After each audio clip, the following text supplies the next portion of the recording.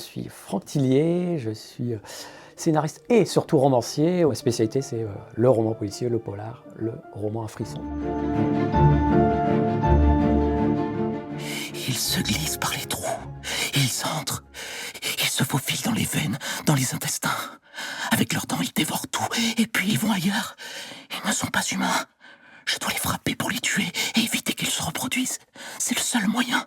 C'est un extrait qui concerne l'arrivée d'un patient psychotique très malade dans une unité pour malades difficiles. J'ai entendu l'extrait et j'ai eu très peur parce qu'il y a ce patient qui est là, Éléonore, la psychiatre, lui pose des questions et lui, il est en pleine crise, donc il répond. Il est terrorisé, donc on ressent toutes ces émotions-là dans la voix. Ce que j'ai écrit, en fait, ça prend vraiment vie avec la voix et c'est vraiment angoissant.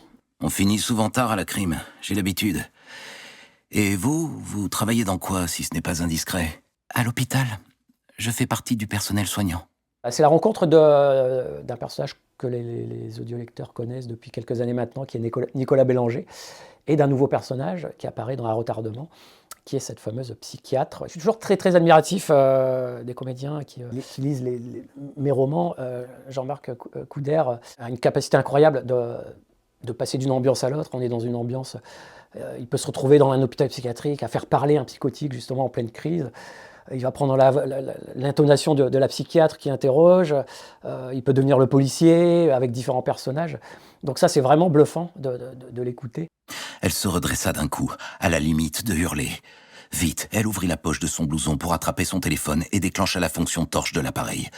Elle haletait comme un animal en détresse quand elle orienta son portable vers le sol. Alors là, c'est un passage de pur suspense. Éléonore, la psychiatre, qui, en interrogeant ce patient psychotique, va découvrir un indice. Le nom d'un lieu qui s'appelle Crab Bay. Alors c'est un peu mystérieux, mais elle va enquêter, elle va détecter où se trouve ce lieu. Et donc elle va y aller en pleine nuit. C'était très fort à écouter aussi, parce que là, on est dans une lecture et une écoute qui est celle du suspense, du frisson. Et donc on est accroché comme ça à la voix, on est pris dans l'angoisse. Et là, ça apporte aussi effectivement un vrai plus de s'immerger de cette manière-là dans le texte.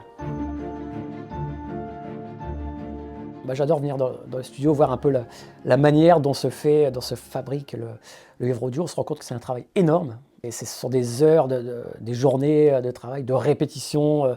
Il faut que tout soit fluide, il faut que ce soit parfait à l'écoute. Il n'y a pas d'accroche, rien. Je suis aussi heureux de rencontrer les gens qui participent à donner cette autre vie à une histoire que j'ai imaginée.